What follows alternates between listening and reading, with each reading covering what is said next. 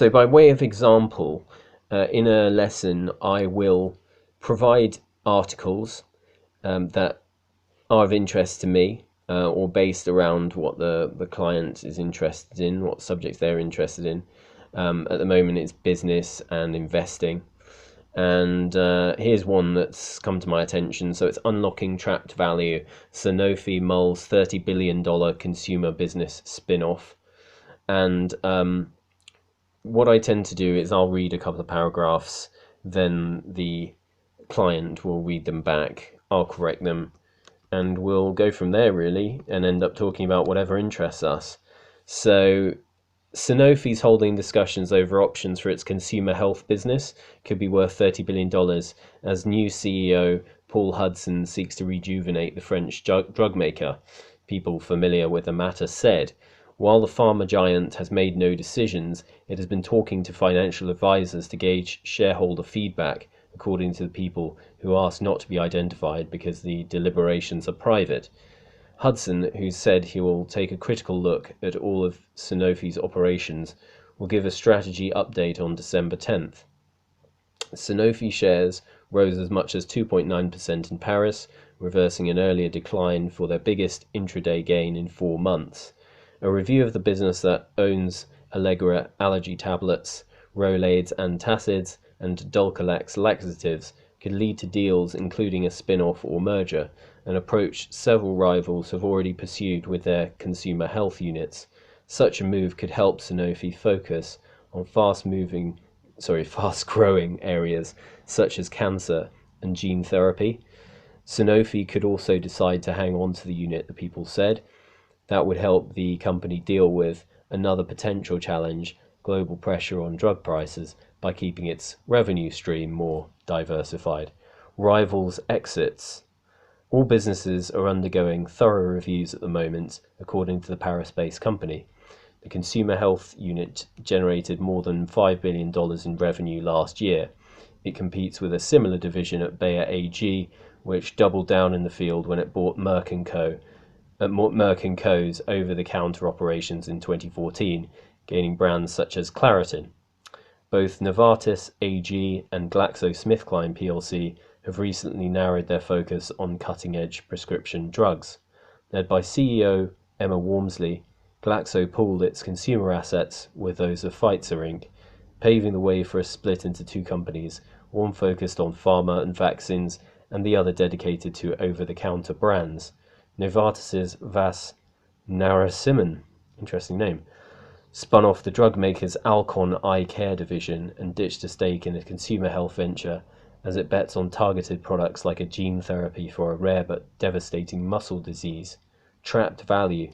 Hudson, a former executive at Novartis and AstraZeneca plc, is also grappling with questions about the future of Sanofi's diabetes unit, along with its pipeline priorities and acquisition plans. He's weighing the options with new head of research and former Roche Holding AG executive John Reed, as well as Chief Financial Officer Jean-Baptiste Chasseloup de Châtillon, who held the same job at PSA Group, the French manufacturer of Peugeot cars, before joining Sanofi last year. Hudson has said he plans to shed light on his strategy at next month's event outside Boston.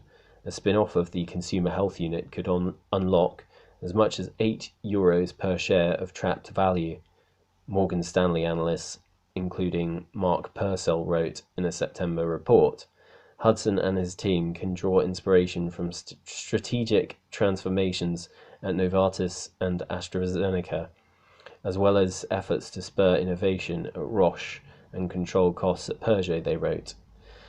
Sanofi shares have climbed about 10% since Hudson was named CEO in June, closing at €82.88 on Wednesday. The stock has fallen about 16% over the previous 4 years.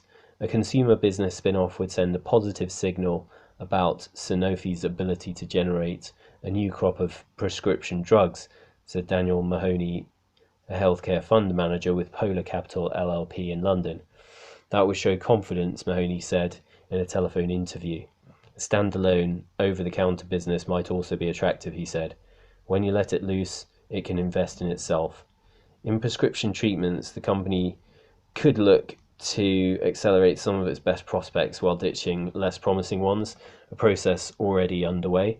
Sanofi is advancing into the lucrative field of cancer and seeking novel products to reduce its reliance on Dupixent, a standout medicine for severe eczema and asthma.